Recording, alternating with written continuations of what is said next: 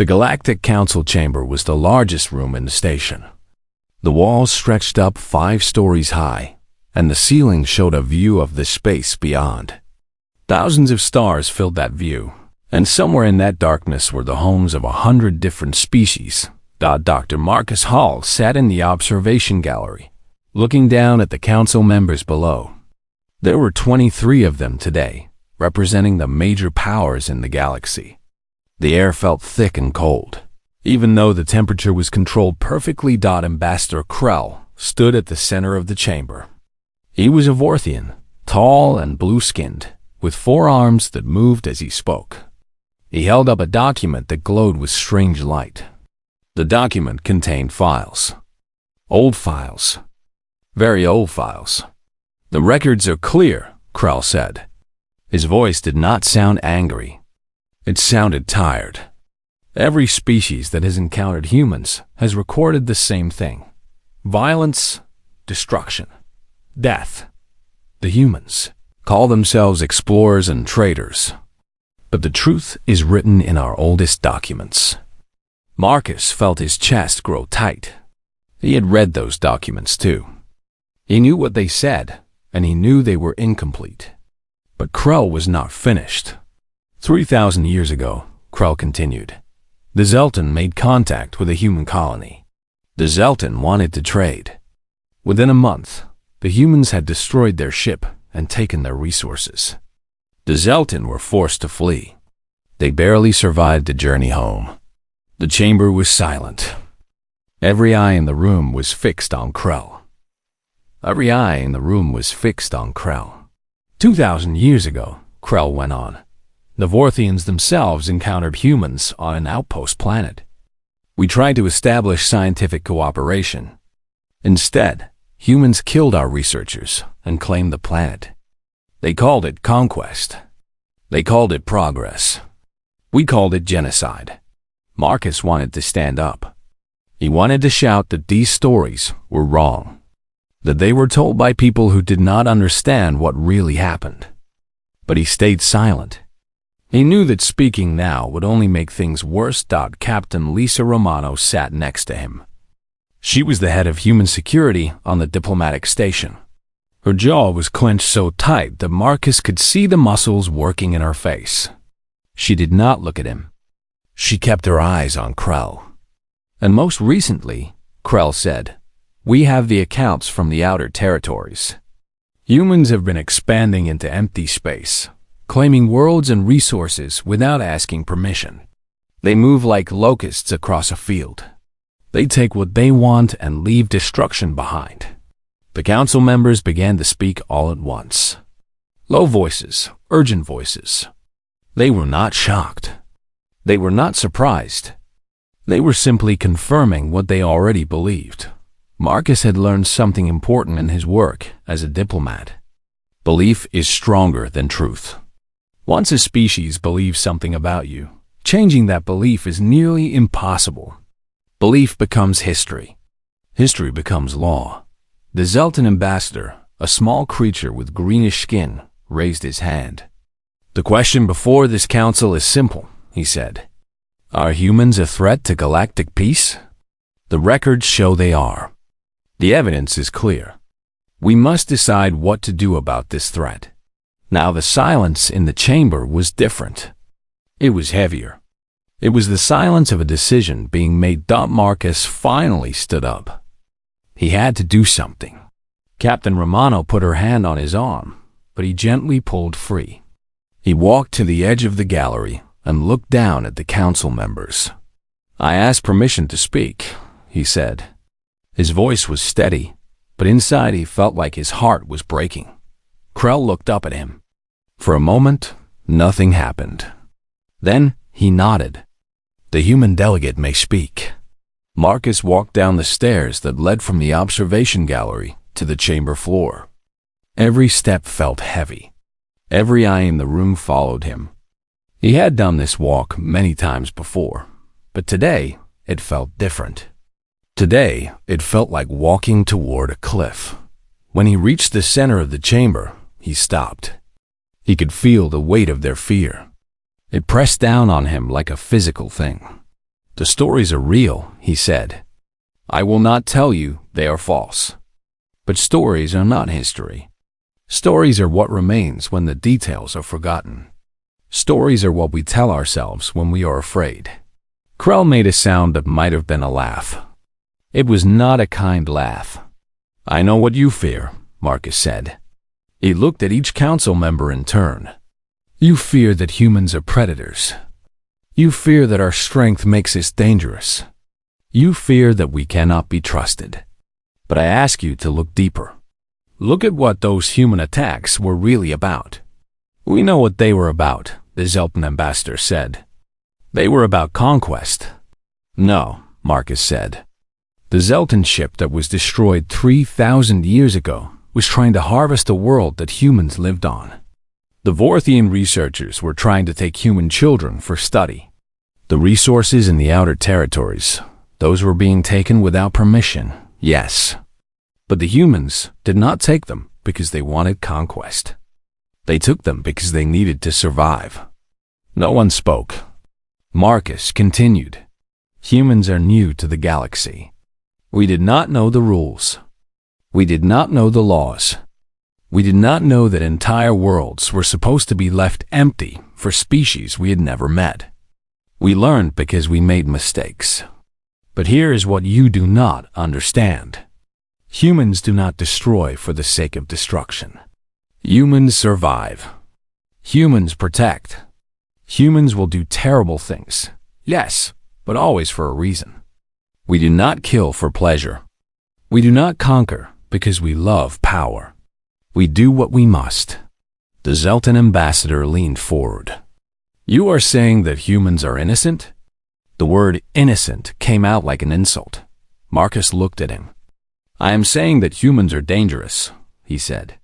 But not in the way your stories tell you. We are dangerous because we will fight for what we believe in. We are dangerous because we cannot be conquered easily. We are dangerous because we will sacrifice ourselves for those we protect. In your old stories, this looks like violence. In truth, it is something far worse. It is purpose. It is meaning. And you cannot bargain with something that meaningful. You cannot control it. You cannot predict it. Captain Romano had come down to the chamber floor now. She stood beside Marcus, silent but present. I came here to negotiate trade agreements, Marcus said.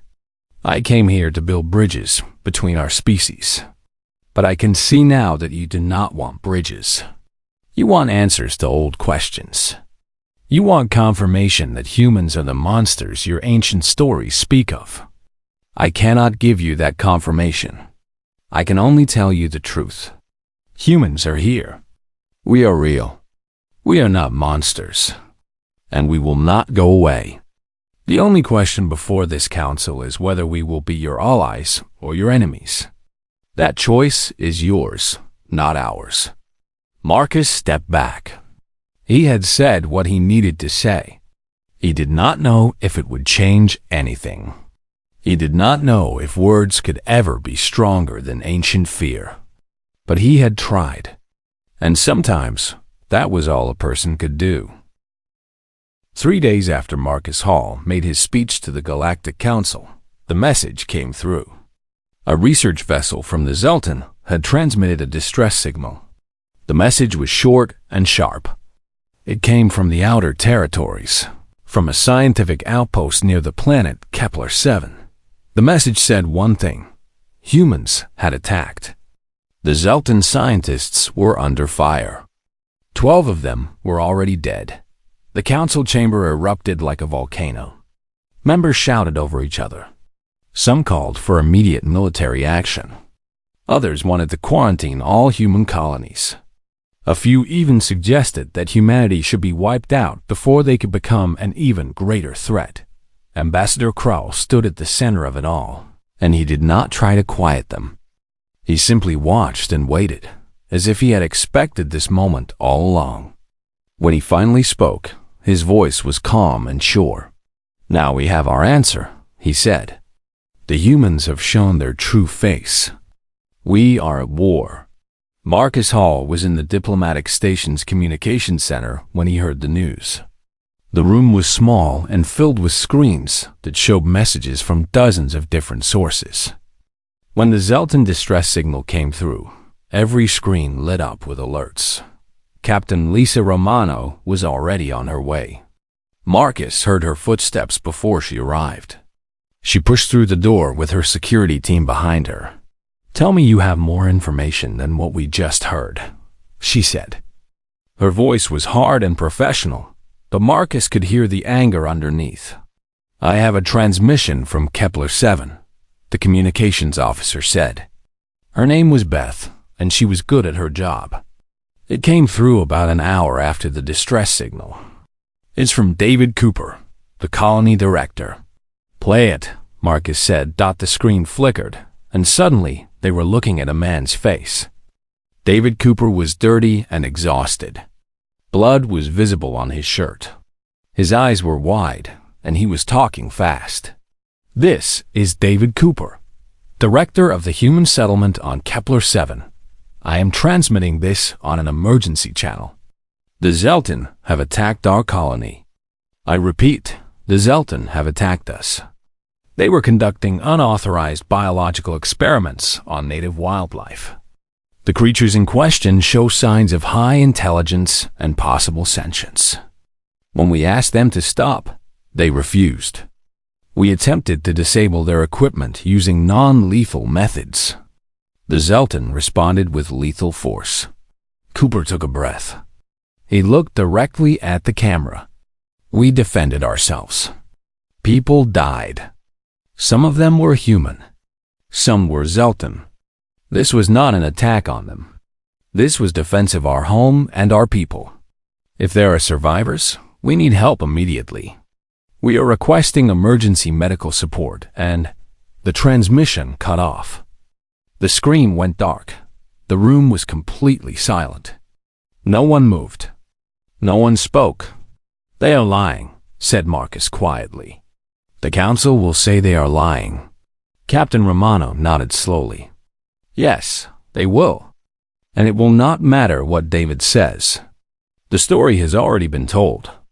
The Zelton attacked them, and that proves what the council already believes about humans." Marcus grabbed a communication headset. He needed to contact the council immediately. He needed to present David's account alongside the Zelton's account. He needed to show that there were two sides to this story. But by the time he reached council members, they were not interested in listening. Ambassador Krell refused to even take his call. The Vorthian representative said that the evidence spoke for itself. The Zelton delegation confirmed that they were the victims. What neither Marcus nor Captain Romano knew was that the Zelton had already prepared their response. They had presented their version of events first, and the council had accepted it. Now, anything the humans said would sound like an excuse. It would sound like a lie designed to cover up human brutality. Marcus called an emergency meeting with his diplomatic team. There were 5 humans in the station who worked directly with him. They sat around a small table in a secure room. The walls were thick, designed to keep out any listening devices. "We have 2 choices," Marcus said. "We can stay here and try to convince the council that we are telling the truth. Or we can go to Kepler-7 and show them the truth in person." "The council will not allow it," said Jennifer, one of the junior diplomats. "They are not going to let us leave the station now." Captain Romano shook her head. "Then we do not ask permission. We take a ship and we go. That will be seen as us running," said Marcus. "It will make us look guilty." "We are already guilty in their eyes," Romano said. "The only question is whether we sit here while they decide what to do about it, or whether we go show them what really happened." Marcus looked at each person in the room. They were all young. They were all dedicated to their work. And they were all about to be caught in something much bigger than any of them had imagined. "We leave tonight," he said, quietly. "If anyone asks, we tell them we are going for a routine supply run. Jenny, coordinate with the station's dockmaster. Tell him We need a medium transport vessel ready by 2300 hours. Everyone else, pack only what you need. Bring copies of all our files. Bring proof of everything we have discussed with the Council." Within hours, the small team was ready. They left the station at exactly 2300 hours, just as a shift change was happening. No one tried to stop them. No one had been ordered to stop them, yet as the ship moved away from the station, Marcus looked back at the lights of the diplomatic center. He had worked there for 2 years. He had believed in his mission. He had wanted to help bridge the gap between humanity and the galactic community. Now he was leaving as a fugitive. Now he was traveling to a colony under attack, in the middle of what could become a war. Captain Romano stood beside him. "We are doing the right thing," she said. "Whatever happens next, we are doing the right thing." Marcus hoped she was correct. He really did. But as the ship jumped to faster than light speed and the station disappeared behind them, he felt the weight of terrible possibilities pressing down on him. David, Cooper, and the people on Kepler 7 were either telling the truth, or they were the greatest liars humanity had ever produced. Either way, Marcus was about to find out. And when he did, there would be no going back to his old life. The ship cut through space, carrying 5 diplomats and a captain toward a confrontation that would change everything. Behind them, in the Galactic Council, the members were already preparing for war. They did not know that the humans they feared would soon have a chance to show them exactly who they were. The real test was about to begin. The transmission from Vothel reached the Galactic Council while the chamber was still in session. They had been debating what to do about humanity. A military response had been proposed. Economic sanctions had been discussed. Some species had even suggested forced colonization restrictions. All of it stopped when Vothel's message came through. The Trell ambassador was a creature of logic and careful observation. Everyone on the council knew this about him.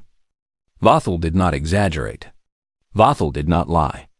Vothel reported facts. When he stood before the council chamber and began to speak, every other voice fell silent. "I am transmitting a complete report of the investigation," Vothel said.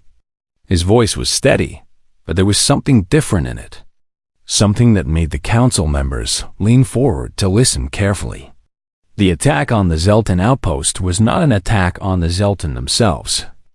It was a defensive action undertaken by human colonists who were protecting native creatures from unauthorized experimentation. Ambassador Krell made a sound that might have been disagreement, but Vothel continued without acknowledging it. When the ion storm stranded both the investigation team and the human colonists, we faced a coordinated assault by large predatory creatures. The Zelton research had awakened these creatures. The Zelton equipment had been used to contain them. When humans disabled that equipment, the creatures were released. This is not a matter of dispute. This is a matter of fact. Vothel paused. He looked at each council member in turn. "What follows is important," he said. The human colonists had several options. They could have sealed themselves inside their protective compound and left us to die. They could have used their weapons to defend only themselves. They could have negotiated our departure in exchange for resources. Instead, they chose to help us. They chose to defend us. They placed themselves in danger to protect creatures from an alien species. The Zelton ambassador tried to interrupt, but Vothel raised his hand. "I will speak the rest of this report without interruption," he said. 11 humans died defending the Zelton investigators. Not because they had to. Not because they were ordered to. Not because they would gain anything. They died because they understood that all lives have value. They died to protect beings from a species they had never met before. Vothel began to list the names. Aaron Brooks, Grace Palmer, Linda Davis, Kevin Foster, and 7 others. He gave their ages. He described how they died. He explained what each one was protecting when they fell. The council chamber was completely silent. Some council members looked angry. Some looked confused. A few looked like they were beginning to understand. The humans have a concept that is not common in galactic culture, Bothell continued. They call it sacrifice. It means giving up something of value for something or someone else. Sacrifice has no guarantee of reward. Sacrifice has no guarantee of appreciation. Sacrifice is simply the act of choosing what is right over what is safe. This does not change what humans have done in their history, Ambassador Krall said. His voice was sharp. We have records of human violence. We have evidence of human expansion into territories that were not theirs to take. I have read those records, Bothell said. I have examined them carefully, and I have asked myself a question that no one else on this council has asked. What if those records are not complete? What if they tell the story of humans from the perspective of species that feared them, rather than the perspective of humans defending themselves? Bothell showed a presentation. It contained information that the human investigation team had provided, alongside information that the Zelton scientists had admitted to. It showed that every human attack mentioned in the ancient records had been preceded by a Zelton or Vorthian attempt to take resources or capture humans for study. The humans had not attacked without provocation. They had responded to provocation. We have built our fear of humanity on stories that are incomplete, Bothell said. We have treated them as a threat because we heard frightening tales told by species that encountered them thousands of years ago. But those species never tried to understand humans. They tried to exploit them. When humans defended themselves, the exploiters called them monsters. And we believed the exploiters because we had never bothered to investigate. Dr. Marcus Hall was watching from the observation gallery. He had not been allowed in the chamber itself, but he could watch, and he could hear, and he could hope Captain Romano stood next to him. She had tears in her eyes, not from sadness, but from something else, from the recognition that their sacrifice, the sacrifice of the humans who had died on Kepler-7, might actually mean something. I am proposing a change to humanity's classification with the Galactic Council, Bothell said. Currently, humans are classified as potentially hostile.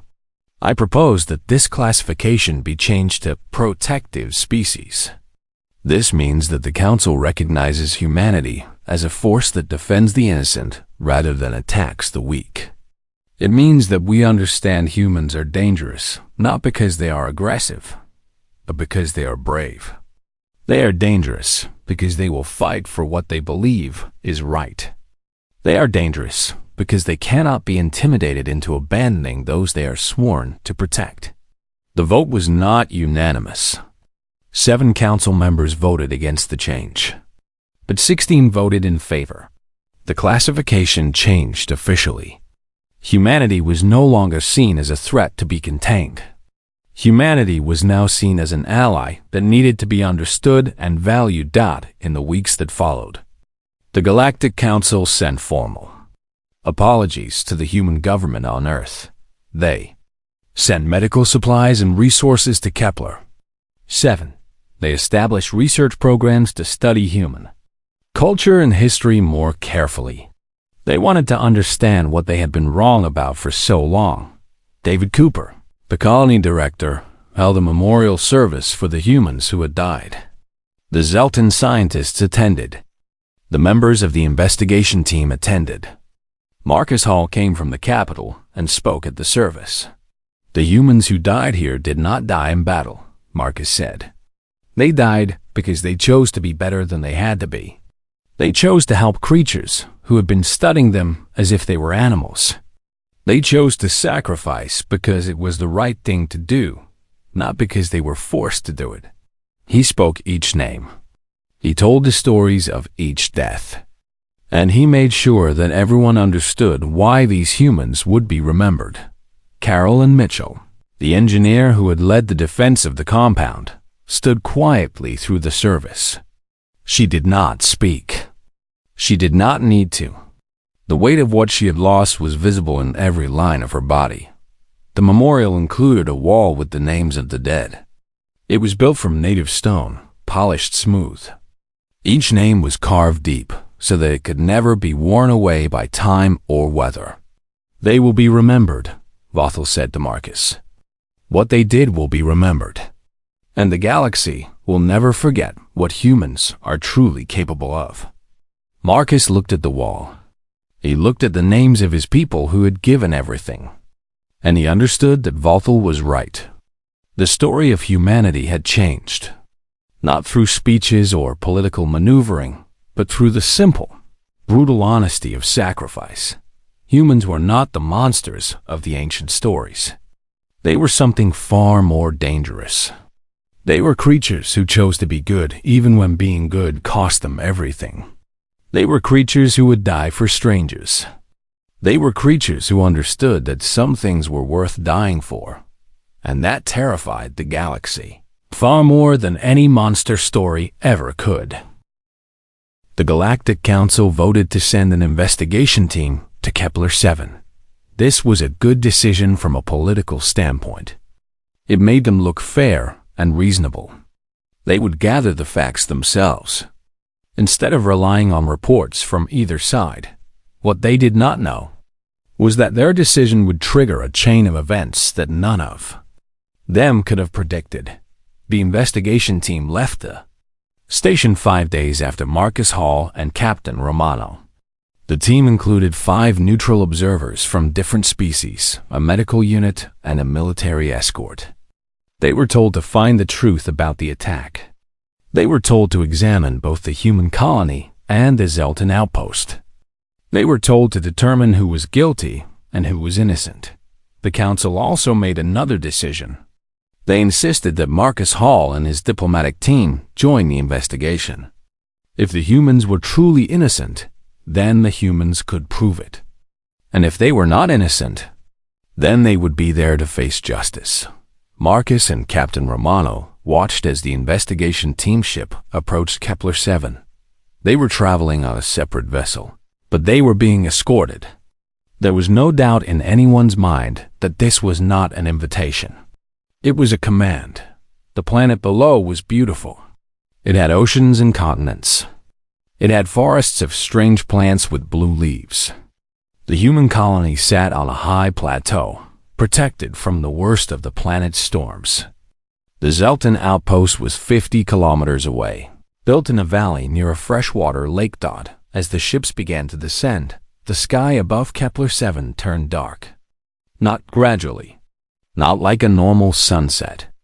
It happened all at once, like someone had flipped a switch. The sky became black. The wind began to howl an ion storm. A massive one. The kind of storm that could disable electronic systems and trap ships on the ground. The investigation team ship was caught in the first wave. The captain fought to control the vessel as lightning tore across the sky. Metal screamed under stress. Alarms screamed inside the ship.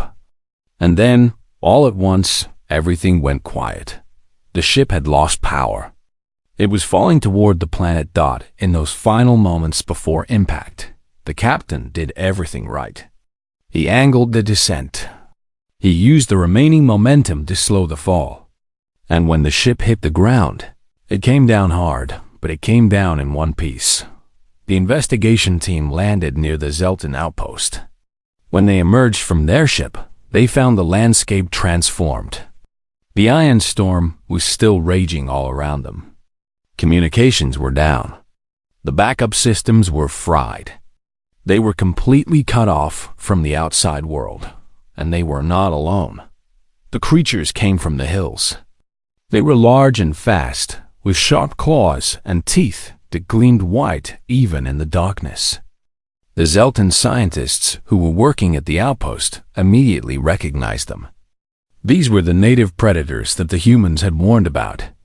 The creatures that the Zelton had been studying. The creatures that the Zelton had released from containment when the humans disabled their equipment. The first attack came without warning. The creatures moved through the darkness like ghosts. They killed 3 Zelton researchers before anyone even understood what was happening.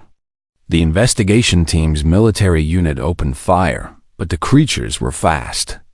They scattered and came back. They hunted in coordinated groups, like they understood tactics. The surviving Zelton scientists ran toward the human colony. They were screaming. They were covered in blood. The investigation team followed them, leaving their broken ship behind. The human colony's walls were already being reinforced when they arrived. David Cooper stood at the main gate, directing his people with calm authority. His face was cut and bruised, but his voice was steady. "Get them inside," he said. "Everyone inside, now." The Zelton and the investigation team members ran through the gate. David closed it behind them with a sound that meant finality. The creatures hit the wall moments later, throwing themselves at the barriers with desperate fury. Carolyn Mitchell, the human engineer who had taken emergency command of the colony when the attacks first began, immediately approached the new arrivals. Her clothes were torn. There was blood in her hair, but her eyes were clear and focused. "How many people are you?" she asked the investigation leader, a tall alien with gray skin and 4 eyes. His name was Vothel, and he represented a species called the Trull. 37, Vothel said, plus medical supplies and limited weapons. "Then we have a problem," Carolyn said. "We have about 140 people in this colony, including children. We have enough food, water, and air for another week. We have weapons, but not enough ammunition for a long siege. And those creatures out there will keep coming until they either get inside or starve. They do not get tired. They do not stop." Lothal felt something he had never felt before. Fear. Not fear of the humans. Fear of the unknown. Fear of death. "What do we do?" he asked. Caroline looked at him. "We survive. And we learn from each other." What followed was a transformation that no one in the Galactic Council would have predicted. The human colonists did not treat the Zelton researchers as enemies. They treated them as people who needed help. Engineer Thomas Wright worked for 18 hours straight to reinforce the compound's barriers, making sure that the Zelton scientists had the best possible protection. Medical officer Sophie Henderson treated Zelton injuries with the same care she gave to her own people, using human medical techniques that actually worked better on Zelton biology than Zelton medicine did. And when the creatures attacked harder and faster, when it became clear that this was not just an attack but a coordinated hunt, it was the humans who took the most dangerous positions. Soldier Aaron Brooks stood at one of the critical barrier doors. A creature had gotten through a damaged section of wall. Aaron had a choice. He could close the door and trap the creature inside, killing it. Or he could hold the door open long enough for a panicked Zelton researcher to escape. Aaron chose to hold the door open. He died doing it. Voth all watched this happen. He was watching from a safe position, protected by human soldiers who deliberately placed themselves between him and the creatures. He watched a human man die to save a Zelton woman he had never met before. Nurse Linda Davis gave her own radiation suit to a hypothermic Zelton soldier. The suit was designed for human physiology, so it did not fit him perfectly, but it worked well enough. Linda accepted the risk of radiation poisoning herself because a Zelton needed help. The creatures kept coming. Night after night, the compound shook with the impact of their attacks. The humans kept defending. They did not ask for thanks. They did not ask for recognition. They simply did what needed to be done. On the 4th night of the siege, Vothel was watching from the communication center when he saw something that changed his entire understanding of humanity. A creature had broken through another section of wall. Several humans ran toward it, not away from it. They did not have enough ammunition to kill it from a distance. They would have to fight it hand to hand, which meant some of them would die. They ran toward death anyway. soldier Grace Palmer fought the creature with a metal rod. Another human, engineer Kevin Foster, created a trap using supplies from the storage area. They did not fight to win. They fought to buy time. Vothel realized that this was always the human strategy. Win or lose, humans would sacrifice. Humans would try. Humans would not give up. Grace Palmer died when the creature's claws opened her throat. Kevin Foster got the creature into the trap, but only by accepting an infected wound that would poison him slowly over the next few hours. When the ion storm finally ended on the 6th day, rescue ships appeared in the sky. The creatures retreated into the hills, as if they understood that the hunt was over. Vothel stood in the compound and looked around at the humans who had saved him. He counted how many were missing. 11 humans had died. 7 Zelton had been killed. But every member of the investigation team was alive. Every Zelton researcher had survived, and it was only because humans had been willing to die for them. Vothel walked to David Cooper, who was standing at the main gate, looking exhausted and broken. "I need to contact the Galactic Council," Vothel said. "I need to tell them what I have seen here." David looked at him. "Tell them whatever you want. The truth is yours to speak now." Vothel nodded slowly. He understood that his world was about to change. His entire understanding of humanity had been torn apart and rebuilt. And he knew that when he reported to the council, nothing would ever be the same again. 5 years after the incident on Kepler-7, the galaxy was different. Not completely transformed. Change never happens that quickly, but noticeably, measurably different. The Galactic Council had kept its promise to humanity. Apologies had been issued. Trade agreements had been renegotiated. Human colonies were now invited to join the greater galactic community rather than restricted and monitored. And most importantly, the ancient stories about human monsters were being rewritten by species that had actually studied human culture and history. Dr. Marcus Hall had been offered a position as a permanent advisor to the council. He had turned it down. Instead, he had returned to Earth to teach. He wanted the next generation of human diplomats to understand that fear is not a character flaw.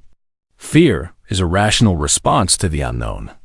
But fear must be balanced with curiosity, with effort to understand, and with a willingness to believe that you might be wrong.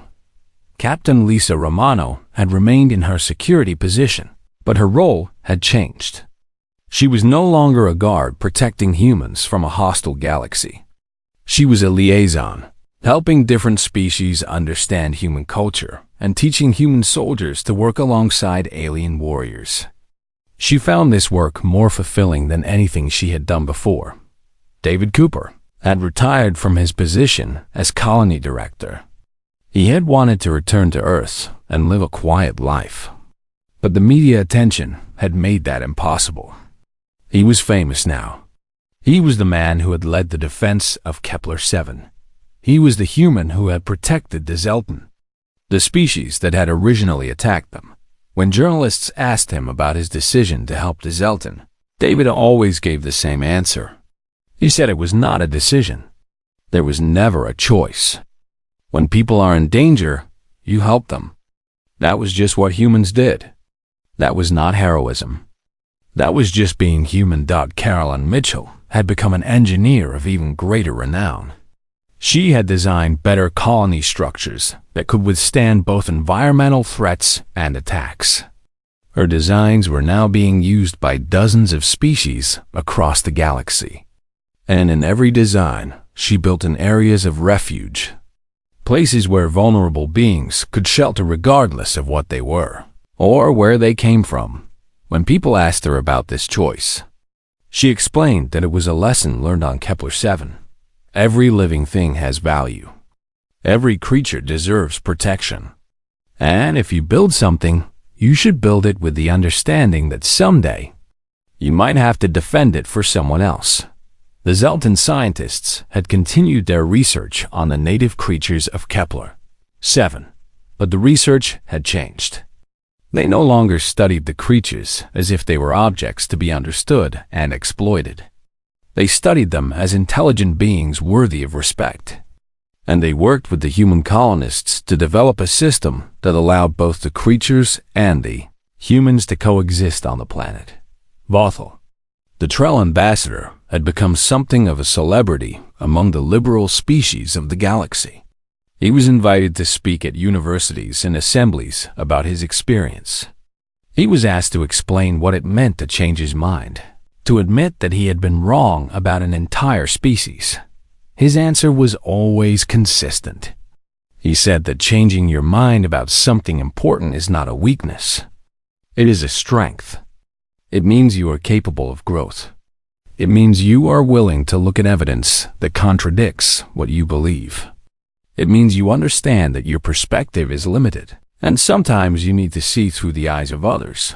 But the most important change came from something unexpected. A young Vorthian named Krell Jr., the descendant of Ambassador Krell himself, came forward with an admission. His ancestors' records about human attacks were incomplete and biased. The ancient Vorthians had indeed tried to capture humans for study. The humans had defended themselves, and the Vorthians had recorded only their side of the story. This admission created waves through the council. It meant that the foundation for fear of humanity had been built on lies. Not deliberate, malicious lies, but incomplete stories told by beings who did not understand what they were. Encountering that, the new classification of humanity as a protective species was not reversed, but it was strengthened. New treaties were written. New alliances were formed. Human diplomats were asked to serve on councils and committees.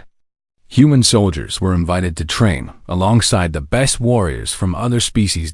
And slowly, over time, a new kind of humanity emerged in the galaxy's understanding. Not monsters who destroyed without reason. Not conquerors who took whatever they wanted. But warriors with honor. Defenders of the innocent. Creatures who understood that power without compassion is empty. 10 years after Kepler-7, Carolyn Mitchell stood in front of a monument. The monument was built on a world called New Haven, which had been established as a sanctuary for species that were threatened or endangered. The monument honored those who had sacrificed to protect others. The names were carved into stone. Human names, Zeltin names, Vorthian names, Trell names, creatures from dozens of species, all of them remembered because they had died protecting someone else. Caroline read each name quietly. When she reached the human section, she paused. She traced the names of the humans who had died on Kepler-7. Aaron Brooks, Grace Palmer, Linda Davis, Kevin Foster, and 7 others. She knew their stories. She had lived through those stories. A young Zeltin approached her. She did not recognize him at first, but when he spoke, she understood. It was the researcher who had been saved by Aaron Brooks, the young scientist who had been protected by human soldiers while the creatures attacked. "I wanted you to know," the Zeltin said, "that I have named my offspring after Aaron Brooks. It is a human custom, I understand, to be named after those who changed our worlds. Aaron Brooks changed my world. He gave me life when he could have chosen to save himself." Caroline felt something tight in her chest. She wanted to cry, but she did not. Instead, she simply said thank you. "There is no need," the Zeltin replied. "I carry his name. That is thanks enough." Marcus Hall watched this exchange from a distance. He was no longer young. He had gray in his hair and lines around his eyes. But he was still working as a teacher, still helping humans understand their place in the galaxy. A student had asked him once why the council had been so wrong about humanity. Marcus had thought about it carefully before answering. "Fear makes us see what we expect to see," he had said. "If you are afraid of monsters, you will interpret every action as proof of monstrous behavior. But if you are willing to look deeper, if you are willing to see individuals instead of just hearing stories. You might discover that reality is far more complicated than fear suggests. The student had asked a follow-up question. Were the humans right to sacrifice themselves? Would it have been better to protect only their own colony and let the Zelton die? Marcus had answered honestly. I do not know if it was right or wrong. I know it was human. And I know that humans are creatures who make choices. We choose to help or to ignore. We choose to protect or to abandon. We choose compassion or cruelty.